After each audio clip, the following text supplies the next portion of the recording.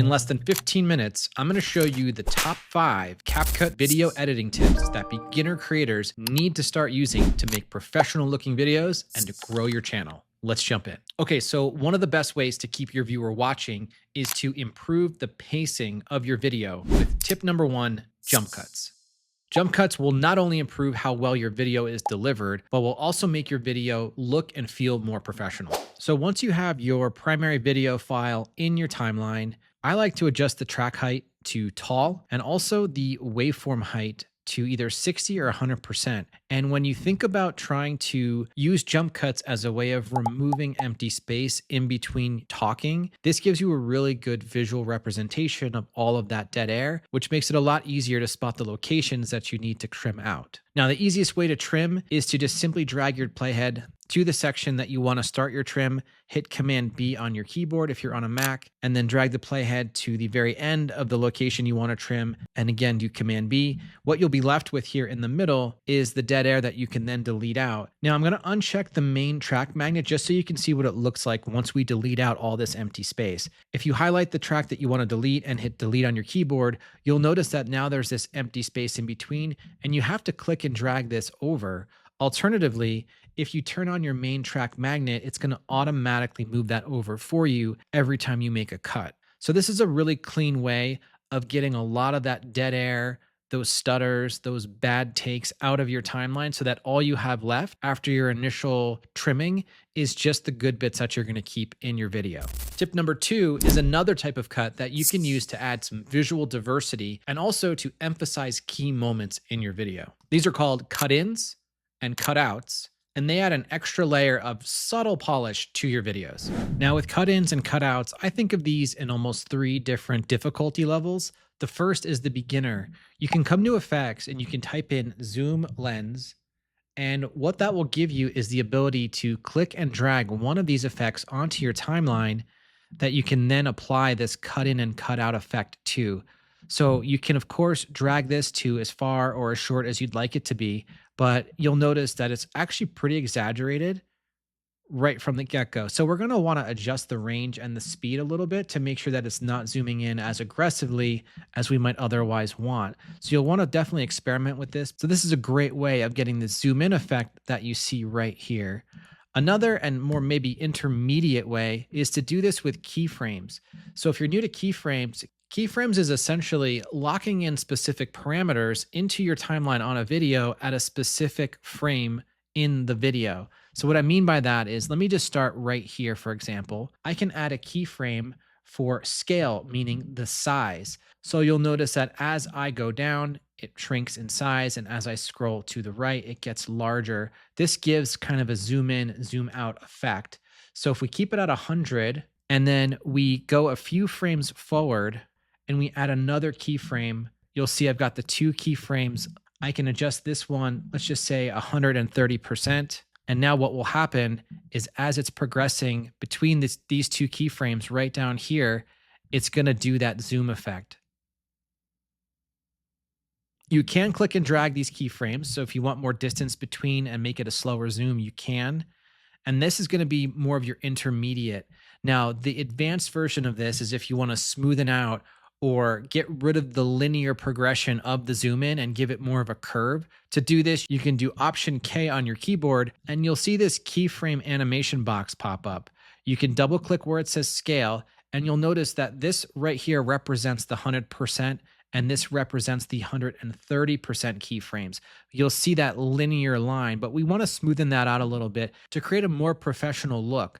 So what you can do is tap on Auto Curve on both of these, and then you'll notice that there's a small curvature to the speed with which it zooms in. Now, by itself, that might look good, but if you want to fine tune it even further, you can come over here on the graphs and you can either do an ease in or an ease out type of curve. So you can see now that the curve starts off slow and then it starts to ramp up a little more quickly. And then if we want to zoom out, we'll drag the playhead a bit forward. We will add another keyframe and one more over here. This will be our keyframe at 100. And we can then further adjust these. And then you can see the zoom out effect like here. and how it starts off slow and then it gradually gets faster. Now, of course, the closer the keyframes are together, the quicker the zoom out will be. And of course, this just takes a little bit of experimentation and trial and error to get it to look the way you want. And of course, if this is a little too complicated to start, definitely use the zoom lens effects that I showed you as the beginner cut in, cut out. Another way to keep viewer interest and to help with retention is tip number 3, adding text. Now, before we jump in, if you find this content useful, be sure and hit that subscribe button. Each week, I post brand new tips and tricks on everything I'm learning as a brand new content creator. Text can be a powerful tool for enhancing visual storytelling by creating a pause in the scene, injecting visual variety, and highlighting critical moments within the narrative. Now, text in CapCut can be as complex or as simple as you want it to be. To add text into CapCut, come up to the top and hit text up here on the top left. You'll see that there are some options on the left side here. 9 times out of 10, I'm just gonna hit default text and I'm gonna drag that onto my timeline for whenever I want this text to appear. Now, once you have your text on your timeline in your video, the next thing is to edit it. And of course, you're gonna wanna pick a font and a color and a size that's appropriate for your video. I have a white text right now with a mostly light background, so I'm going to want to change that to something a little bit darker. Let's pick our font first. We'll just do Bevan for now. We can change this to, I don't know, an orange color that maybe matches some of the lighting in the background. And we can click and drag to make that a little bit bigger. And then you'll see some other options here on the right side. So of course you can click and drag here for the font. There are some preset styles you can pick from. Some of these add a background, some of them change the color, outlines, shadows, things like that. More often than not, I'm not picking one of these. And you can also scroll down further and add in things like a stroke to give it an outline. You can adjust the thickness. You can give it a background and you can change the background color. What's great about this too is you can change the opacity of the background so that it's not completely solid, and you can further round the edges of the shadow as well, change the height, change the width, and even add a glow if you want to. It's easy to get carried away with some of these features in here. I think it's best to keep it simple. The point of the text is to draw attention to a specific point that you're trying to make. You don't want that point to be missed by over editing the text that you include. A great way to give your text some additional character and to add some polish to your video is to actually animate it when it comes in and out of the video. If you highlight your text and then you come over to animations, you'll see that there is a ton of options in here. The good news is you can play with these and kind of get a sense by mouse overing what it will look like. I tend to stick with the more simple ones like bounce left, typewriter, blur left, and things that are not overly animated, but still add some visual flair. Now, of course, with all these animations, you can extend or shorten the time that the animation takes to complete. Now, it's a good rule of thumb that however you design your text, the color, the font, capitalization, and the animations, you probably want to stick to a pretty consistent format throughout your video so that you're not constantly changing up the visual appearance of the text itself. That might be distracting to your viewer and give a more amateur feel to the video. Now, moving between topics in a video can be tricky unless you have a really good way of bridging the two topics together. CapCut solves this problem with a simple visual effect, which takes us to tip number 4, transitions. Transitions not only divide your content into more easily digestible segments, but it also infuses it with movement and energy. This effect is amplified even further when you combine it with tip number 5, which we'll get to in a moment. Now, if you've seen any of my videos, you know that I love transitions. And in CapCut, transitions are really easy to implement. Transitions can be used in between 2 clips on the same track. As an example, I'm going to bring in some B-roll right after my A-roll, and I'm going to use a transition in between. Just click on transitions here at the top on the left. You'll get a lot of options on the left side for different categories of transitions.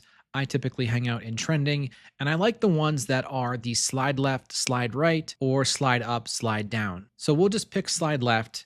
We'll drag it right on in between the 2 clips on the same track. And you'll notice as you drag your playhead over, you can see the transition happening. Now, if you think it may be too fast or too slow, you can simply click on the transition and adjust the duration right here on the right side. So I've increased that duration to 1.6 seconds. Now with transitions, it's all about trial and error and experimenting with what you like from an aesthetic perspective to make sure it matches the style of the video that you're creating. Now, the icing on the cake for both text and transitions is none other than sound effects.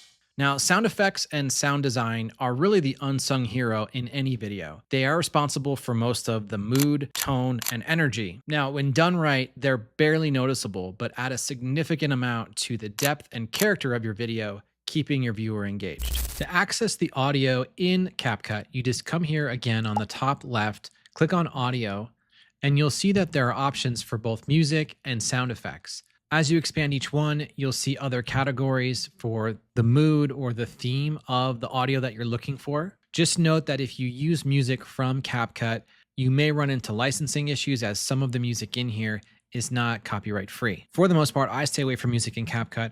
I do use the sound effects though quite a bit. One thing to note, if you find yourself using the same sound effects repeatedly throughout multiple projects, it's a good idea to mark it as a favorite, and that way you can quickly come back to it. If you come over here into yours, favorites, and then sound effects, you'll see a list of all of the different effects that you've labeled as a favorite for quick and easy access. One thing I love to do is pair sound effects with transitions or different text or visual animations in my video. To add in a sound effect onto your timeline, it's really simple. All you need to do is click and drag to the location you want it. And in this case, I'm going to pick kind of a whooshing sound, and this is going to line up nicely with the transition that I have here to further enhance the effect. I'm just going to bring the volume down slightly. Now, what I like to do is I like to try and match the peak of the audio at where I believe the peak in the transition is. So in this case, I've moved it right here, and let's just play it back and see what it sounds like.